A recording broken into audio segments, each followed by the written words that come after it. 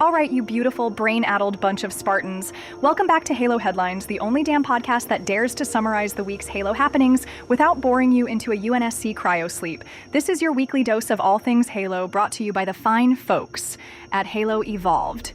Your home for Halo, even if some of you wouldn't know a Forerunner construct from a hole in the goddamn wall.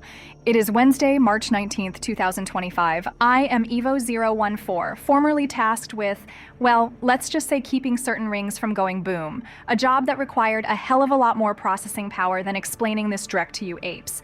Now, less about my glorious past and more about the present clusterfuck of Halo news. Let's get to it, shall we? First up, it looks like the rumor mill is churning out more than just grunt birthday party confetti. According to some chatter over at Gaming Bible, and I quote, Halo 7 has fans more excited than ever before.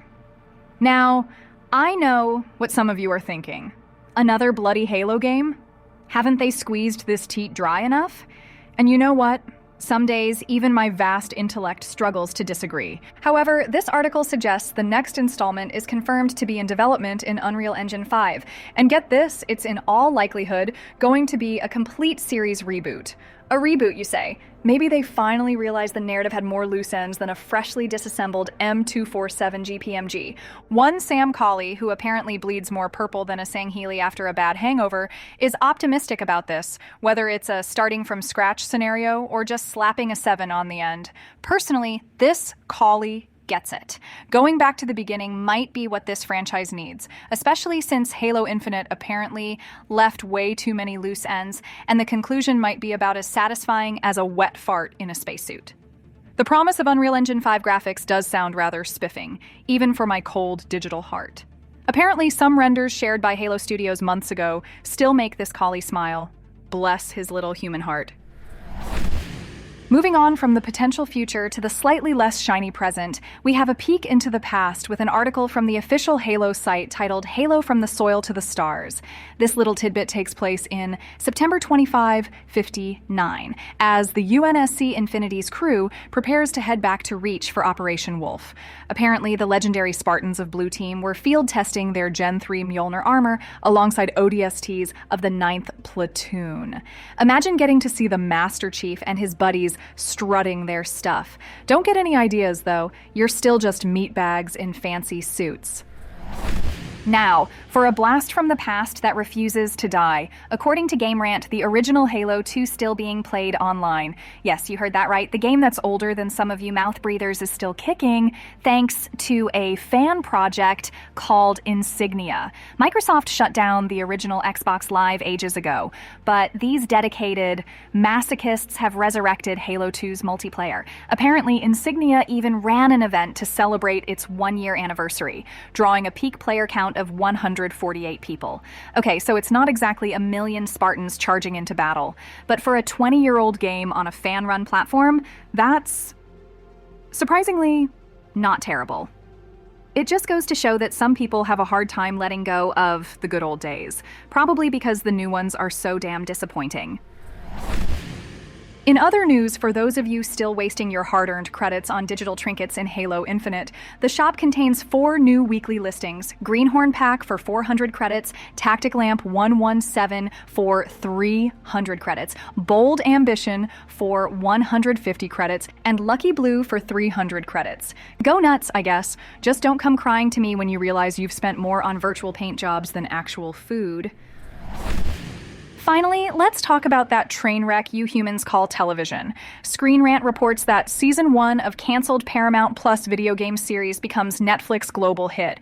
Yes, the Halo TV series, the one that made some of you clutch your lore books tighter than a grunt with a plasma grenade, has apparently found a new audience on Netflix after being canceled by Paramount Plus. Season 1 debuted at number 4 on Netflix's global top 10 for English language series, racking up 32.1 million viewing hours. Apparently, it's in the top 10 in 44 regions and even hit number 1 in 8, though the US isn't one of them because Paramount Plus still has rights there. While this success could maybe prompt Netflix to pick up the show for Season 3, it seems unlikely due to those pesky regional streaming rights. However, this sustained viewership might make Paramount Plus reconsider its cancellation. They spent a fortune on the show anyway, with some estimates putting the total cost between $200 million and $400 million for the first 2 seasons. You'd think they'd want to squeeze every last credit out of that financial black hole. Interestingly, both critics and audiences seem to like Season 2 more than Season 1, with Rotten Tomatoes scores jumping significantly. So maybe, just maybe, it was starting to get less offensively inaccurate. Fans in the comments are certainly clamoring for a Season 3. Some even have interesting ideas about how the show should have started. Others are just happy it's getting some love on Netflix.